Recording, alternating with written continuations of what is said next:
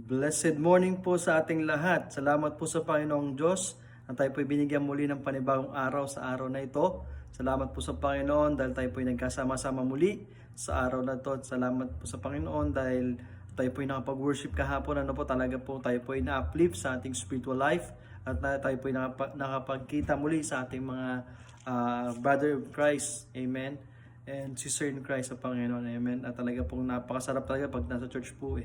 Amen. Kaya talaga pong tayo po ito'y kagalakan ng isang anak ng Diyos na tayo po'y magkakasama-sama muli. Amen. Kaya good morning po sa lahat ng mga FIBA pastors, sa mga students na papasok pa lang sa kanilang school, sa mga nagtatrabaho, papasok pa lang sa kanilang mga kanya-kanyang trabaho, sa mga businessmen, and sa lahat po na naka-tune in ngayon sa Salita ng Buhay. Ako po ay bumabati sa inyo ng good morning. At ganoon din po sa lahat na may birthday ngayong araw na to. May the Lord God bless you po. And ganoon din po sa nag-celebrate ng kanilang wedding anniversary. Maraming salamat po dahil kayo po ay nag-celebrate po ng inyong wedding anniversary po. Kaya ganoon din, salamat din po kay Pastor John na ako po ay nakaschedule muli sa Salita ng Buhay para magbigay po sa atin ng encouragement para sa ating pagbabahagi na salita ng Panginoon. Kaya nawa po ako po inyong samahan at mag-aral po tayo sa salita ng Panginoon at pagpalain tayo ng bawat isa ng Diyos sa lahat ng ating mga gagawin ngayong buong araw na to. Amen. Kaya let's open our Bible. Mga kapatid, let's open our Bible sa book of Psalms chapter 90 verse 12. Psalms 90 verse 12, isa sa mga favorite verses ko po ito bilang anak ng Panginoon. Kaya let's read. Sabi po ng Bible po dito, so teach us to number our days that we may apply our hearts unto wisdom. Kaya tayo po ay manalangin saglit. Hingin po tayo sa Panginoon ng guidance sa Panginoon. Let's pray. Panginoon Diyos naman sa langit, Diyos ni Abraham, ni Isaac, ni Jacob, kami po ay unang nagpapasalamat muli sa panibagong araw na pinagkaloob ni Lord sa bawat isa. Salamat Panginoon sa panibagong umaga, Panginoon, na pinagkaloob niyo sa panibagong lakas, Panginoon, na kami po ay binigyan niyo po, Lord, ngayong umagang ito. I bless you, O Lord, ang mga papasok sa kanilang school, sa mga papasok sa kanilang mga trabaho. Kayo, Lord, na siya mag-bless sa kanilang pasok po, Lord, sa mga kanilang mga negosyo, Panginoon.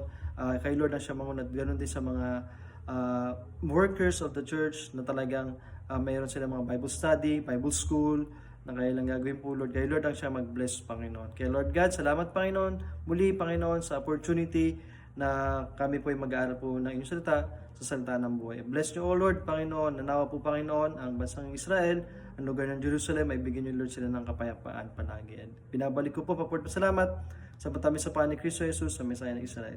Amen. Kaya ang topic ko po for this morning is about let us learn to number our days. Amen. Tayo bilang isang anak ng Panginoon, gusto ng Diyos i-monitor natin ang ating araw, no? Napakahirap naman siguro ng Pastor Sam, no, na bibilangin ko yung araw, no?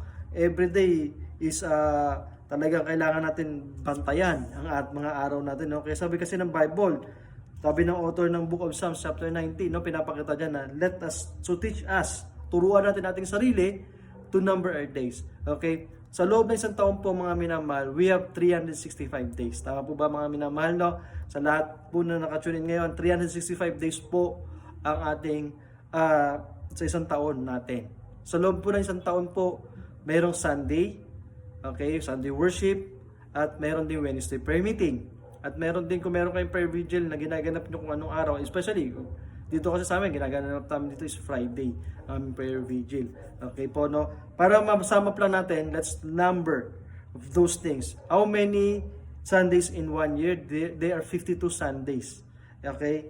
In Wednesday, there are 53 Wednesdays. Okay? And Fridays, we have 52 Friday. Okay po, no? Okay, ibig sabihin po, mga minamahal, sa loob ng 365 days, 52 Sundays ka lang sa church. Amen? Maghapon na yon. Kung maghapon yung worship nyo, 52 Sundays lang po yan. Minsan, nakukompromise pa yan, yung 52 Sundays na yan. Okay, minsan na-absent ka pa. Okay? Na-absent pa dahil may mga emergency ng pero nababawasan na yung yung Sunday mo para hindi mo makumpleto sa loob ng isang taon yung 52 Sundays. Amen? Which is, minsan, pag nakasanayan na, minsan hindi ka na talaga mag-church. Di ba? Mas pinipili natin na mag-online na lang. Dahil may online naman yung church natin. Di ba po? Which is, dapat huwag po natin sanayin natin sarili doon. Okay lang naman yung online, kung ikaw talaga po ay nasa overseas, malayo talaga, hindi ka talaga makapagpunta sa home church mo, at least you feel home in your own church. Pero, nandito ka sa Pilipinas, nandiyan ka sa malapit sa church mo, isang block ka lang, 2 away blocks, ayaw mo pa magsimba, di ba? Which is nakakalungkot isipin. Ano po? Kaya dapat po bilang sa minamahal, bilang sa Kristiyano, dapat po bilangin natin, okay, ang ating mga araw. Especially sabi kasi ng Panginoon, so teach us to number our days that we may apply our hearts unto wisdom. Amen po. No? Dapat po bilang isang anak ng Panginoon, binomonitor natin. Kasi hindi natin alam, bukas makalawa, wala ka ng lakas. Amen. Bakit? Sabi po ng Biblia, let's open our Bible sa James chapter 4 verse 14. Maliwanag po ito. Whereas you know not what shall be on the morrow, for what is your life? It is even a vapor that appeared for a little time and then vanisheth away. Maliwanag po sabi po ni James na po na ng buhay ay pasaglit lang, parang dadaan lang, passing through. Okay, ngayon ay ikaw ay malakas, sa susunod po ikaw po ay manghihina. Okay? Ngayon, ikaw ay bata, ikaw ay magkakaedad ka, magle-level up ka. Okay? Ibig sabihin po, ang buhay natin, hindi po tayo pabata. Okay? Padagdag tayo ng padagdag. We're still not young. We're going to old. Amen? Kaya ibig sabihin po, our life has limitation. Kaya dapat po ayusin po natin ating buhay bilang anak ng Panginoon, bilang isang Kristiyano. Let our life have a meaningful life. Amen? Dapat po, don't waste our time in nonsense. Huwag natin sayangin ang ating oras sa mga walang kakwentang-kwentang bagay. Amen?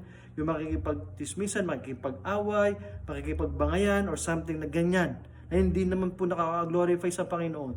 Amen? Kaya gusto ng Panginoon, ikaw at ako, maging maayos tayo sa harapan ng Panginoon. Amen po mga minamahal. No? That's why the Lord teaches us to number our days. Amen? And then, let's involve ourselves in the ministry. Amen? Kasi bakit kailangan natin mag-involve sa ministry? Kasi ang buhay natin may limitation lang eh. Amen? Kaya dapat kung meron ka bang a privilege to soul win, go them for soul winning every Saturday, kung ano man oras yung soul winning time ninyo. Or choir, involve in a choir. Amen? Habang ikaw ay may maganda pa yung vocal cords mo, maganda pa yung kaya pang magbigay pa ng vocalization, paggamit ko kayo sa Panginoon. Amen? Sa paglilinis sa church. Amen? Ano pa? Visitation and many more pa po, mga minamahal. No? That's why gusto ng Panginoon, alamin mo yung limitation mo. Kasi sa susunod, hindi mo na magagawa yung mga bagay na yan. Amen? Kasi nga po, meron tayong limitation. Amen? Kaya dapat po bilang anak ng Panginoon, know our own limits. Habang meron tayong lakas, meron tayong privilege to do everything for God's glory and grace, magpagamit po kayo, mga minamahal. Amen? Kasi ang buhay natin, hindi po tayo pabata. Okay? We're going old po, mga minamahal. No? Kaya number 2. Okay, sabi ng Bible, let us learn to number our days.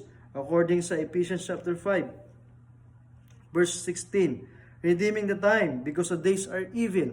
Amen po, no? Big sabihin po, number 2 po yung na-observan ko, no space for fallback or backsliding. Amen. Bilang anak ng Panginoon, bilang Kristiyano, wala na po tayo dapat oras para tayo po tumalikod sa Diyos. Amen. Mag-fall back, mag-backslide, gumawa ng kung ano man dapat. Isipin natin, okay po, na ang buhay natin iisa lang. Amen. Make our life be meaningful to the Lord. Amen. Huwag natin sayangin ang ating buhay. Nandito ka na sa Panginoon, aalis ka pa. Na-experience mo ang kadakilaan ng Diyos sa buhay mo. Dapat po, tayo po ay maging maayos sa harapan ng Panginoon. Amen. Kaya sabi ng Panginoon, that's why we need to abide for the truth. According to Psalms 119 verse 5, thy word is a lamp unto my feet and a light unto my path. Amen po, no? Kaya gusto ng Panginoon, ang salita ng Diyos, ilagay mo sa puso mo yun. Siya yung ilaw. Siya yung magliliwanag sa iyo. Siya ang mag-i-instruction sa iyo. Amen. Kaya dapat, huwag tayong magkaroon ng spesyo para tayo ay umatras bilang sa mananampalataya sa Panginoon. Kaya habang tayo po ay may lakas pa, habang tayo po ay may pribilehiyo pa, habang tayo po ay binibigyan pa ng Panginoon ng lakas, okay, magpagamit po tayo sa Panginoon. Amen? Talagang ibigyan natin sa Panginoon habang tayo naghihintay sa pagbabalik ng Panginoon. Huwag tayo manawa na maglingkod sa Diyos ng totoo sa ating buhay bilang isang anak ng Diyos. Amen? And sabi ng Bible, no space for backsliding, abide for the truth. Ang salita ng Diyos, sabihin natin, i-apply natin sa ating puso. Proclaim Christ to people according sa Matthew 5:16. Let your light so shine before men that they may see your good works and glorify your Father which is in heaven. Amen po mga minamahal. That's why tayo po mga kapatid, huwag natin itago ang liwanag na sa puso natin. Yung Kristo na nakilala mo. Amen. Yung righteousness of God. Yung blessing of God that receive you. Na natanggap mo. Amen. The salvation that God gives us. Amen. Dapat po, yan po ang tuturo natin sa ibang tao. Amen. Kasi yan ang gusto ng ating Panginoon. Maliwanag po mga minamahal. No? Kaya sabi ng Panginoon sa atin na gusto ni Lord, ikaw at ako ay patuloy na magpagamit sa Panginoon. Amen. Kaya tayo po ay gusto ng Panginoon para kung gusto natin na hindi tayo parang hindi po tayo magkamali, hindi tayo magpatuloy sa mga maling gawain natin. Okay, maiwasan natin ng mga hindi tama. Ito po sabi ng Biblia sa Psalms 119 verse 11. Sabi po ng Biblia sa atin, Thy word is a lamp unto my feet. Thy word have I hid in my heart that I may not sin against thee. Amen. Kaya maliwanag po mga minamahal, no? Thy word that I hid in my heart that I may not sin against thee. Amen. Kaya ibig sabihin po salita ng Panginoong Diyos mga minamahal. Ilagay po natin ito, Bible, sa ating puso. Amen. Ilagay mo yan sa puso mo. I-apply mo yan. I-incline mo yan. Ilagay mo siya sa puso mo at ipamuhay mo siya. Amen. Kasi yan ang gusto ng Panginoon. That's why we should daily pray in devotion of the word of the Lord. Kaya salamat po sa salita ng buhay. Dahil ito po isa sa mga channel na nakakatulong sa atin na ma-flip ang ating spiritual life sa Panginoon. Amen. Hindi po nakakasawa ang pag-aaral sa ng Panginoon. Amen. Bakit? Kasi every time, kahit nasabihin natin itong mga verses na to, like narinig natin to na nasasama lagi sa atin, na may memory verse ng iba yan. Bakit po? Pure words po kasi ito mga minamahal. Amen. At hindi po yan nakakasawang pakinggan because it gave us encouragement to work on, to follow God's will sa ating buhay bilang isang anak ng Panginoon.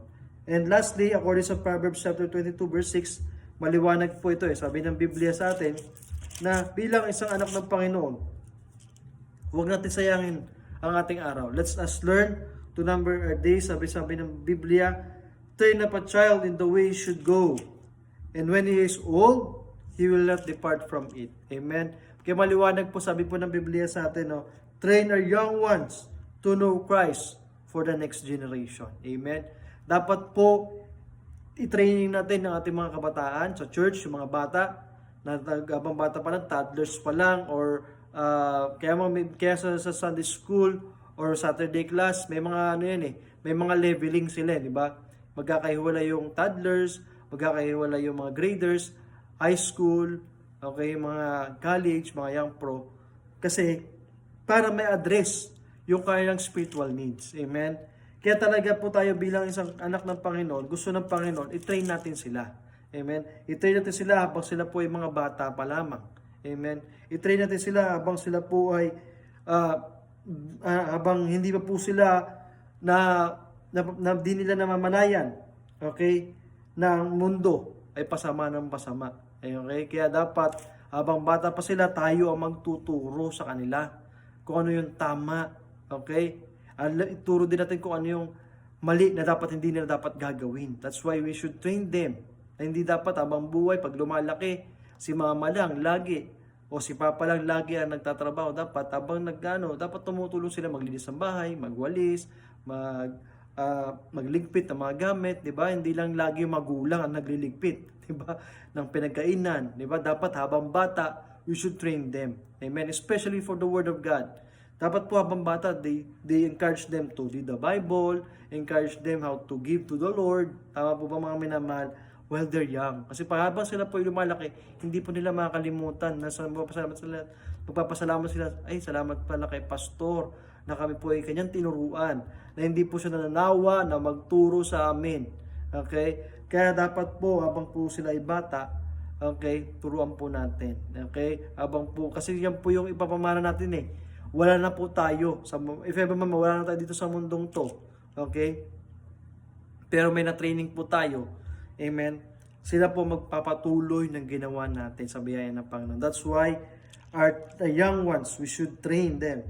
Okay? And make a realistic plan and put an action to it as the Lord guides you. Amen po, no? Bilang anak ng Panginoon, bilang anak ng Diyos, dapat po meron tayong may plan tayo palagi. Amen? Ano ka ba susunod na taon? Ano ka ba after 5 years? Ano ka ba after 10 years? Ganyan ka pa rin ba? Ganito pa rin ba tayo ang estado natin? Dapat po hindi. Dapat may progression. Amen? Dapat po bilang isang Kristyano, meron tayong progression, meron tayong na-achieve sa biyaya ng Panginoon. That's why the Lord teaches us to learn to number our days. Amen? Maliwanag po ang gusto ng Panginoon eh. Bilangin mo ang bawat araw mo. Amen? Kung halimbawa sa ngayong taong to 2025, di ba? Tawa, Lord, tulungan mo ko na wala akong absent. Hindi ako mag-absent ng prayer meeting. Yan ang mahirap mahirap ma-perfect yung attendance niyan sa prayer meeting eh. Ganoon din sa prayer vigil. Mahirap din mag-complete ang attendance. Ganoon din minsan sa Sunday. Di ba po? That's why, tayo mga kapatid, we need to focus. Okay? We need to focus to the Lord. Amen? Talagang gusto ng Panginoon, ayusin natin ang ating buhay, ang ating fellowship to the Lord, and the Lord will give us strength and wisdom. Amen? Para tayo yung ganyang gabayan palagi sa ating pang-araw-araw na buhay. Amen? Alam ko po na ngayong panahon to, napaka rampant ng hindi maganda. Okay? Pero sino magtuturo sa kanila? Kundi tayo nakakaalam ang totoong kaligtasan kay Kristo Jesus. Amen? Kaya sabi ng Panginoon, let us learn to number our days. Amen? Kaya turuan natin, ang buhay natin may limitation. As long as possible, we need to involve. Okay? Huwag na tayong mag-backslide. Huwag na tayong mag-fall back. Kasi hindi natin magagawa ang mga bagay kung tayo po ay tatalikod sa Panginoon. Amen? Hindi natin ma-achieve yung ating pangarap pag tayo po ay tumalikod outside of the will of God. Is nothing. Amen? Kaya po tayo bilang isang Kristyano po, we need to train our young ones. Okay po, i-training pa natin sila habang sila po ay mga bata pa lamang. Kaya salamat po sa mga teachers, sa mga disciplers, na sila po ay natuturo sa mga bata, sa mga disciples, nagtuturo talaga sila ng katotohanan para sa kanilang mga young peoples, diba? Young professionals. Salamat po. Especially sa pastor na nagtuturo po, binababa niya lahat yan. Okay, yung directive niyan, binibigay niya lahat yan sa mga teachers. Pinag-aralan ng pastors lahat yan. Amen? Talaga, salamat po sa kanilang buhay, sa mga missionaries na talagang nag-aaral ng buhay. Amen? Para sa gawain ng Panginoon. That's why, ganoon din tayo. Bilang body of Christ, bilang workers of the Lord, being a Christian, we should learn to number our days. Amen? Let's be involved to the ministry of the Lord. Kaya, nawa, kayo po pinagpala ng Panginoon ngayong umagang ito. May the Lord God bless you po. No, kaya hindi na po tayong papatagal, tayo po ay manalangin at tayo po ay magpasalamat sa Panginoong Diyos ng buhay ng Israel. Let's pray. Panginoong Diyos na nasa langit, Diyos na Abraham, na Isaac, ni Jacob, kami po ay nagpupuri. Nagpapasalamat muli sa panibagong araw na pinagkaloob ni Lord sa amin. Salamat Panginoon sa devotion na pinagkaloob ni Lord sa bawat isa. Na Lord God, kay Lord ang siya mangunat magabay. Panginoon, palagi sa aming mga ginagawa, Panginoon. At yung aming mahakbangin ay kami po inyong samahan. At Lord God, tulungan niyo Lord kami na may apply Lord namin itong Psalms 90 verse 12 na Lord, na tulungan niyo Lord kami na we number our days, Panginoon. Na kami po, Panginoon, bilang anak ninyo ay may chance to do what is right, Panginoon, and to train, Panginoon, yung aming mga kabataan kasama sa church, Panginoon, and spread the word of God to everyone. And salamat, Panginoon, sa inyong pag-ibig sa amin na walang sawang pagmamahal sa pag-iintindi sa amin, Panginoon, sa provision, Panginoon, ninyo na pinagkakaloob niyo, Panginoon. At Lord God, pagpalaan niyo, Lord, ang araw na to sa bawat isa, at ganoon din, pagalingan niyo rin, Lord, ang may mga karamdaman, Panginoon, let your loving hands na kay Lord ang siya magpagaling, Panginoon. Kung ano man po ang kanilang mga pinagdadaanan ngayon, financial man yan, emotional, Panginoon, at especially Panginoon yung health, Panginoon. Kay Lord ang magpagaling, Panginoon. Kay Lord God, maraming salamat, Panginoon, sa inyong pag-ibig, Panginoon, sa amin. Kaya binabalik ko po, maport pasalamat sa matamis sa paan ni Kristo Jesus, sa Mesaya ng Israel. Amen. Kaya maraming salamat po sa inyong oras, mga minamahal, no, na kayo po ay naka-tune in sa salita ng buhay. Amen. Kaya ingat po kayo palagi, and may the Lord God bless you. Salamat po, Pastor Joe. Salamat po sa mga FIBA pastors na naka-tune in, sa mga different workers of the church, and sa mga estudyante, mga empleyado na papasok po. May the Lord God bless you po. At magkita-kita ulit tayo sa susunod sa salita ng buhay. God bless you po.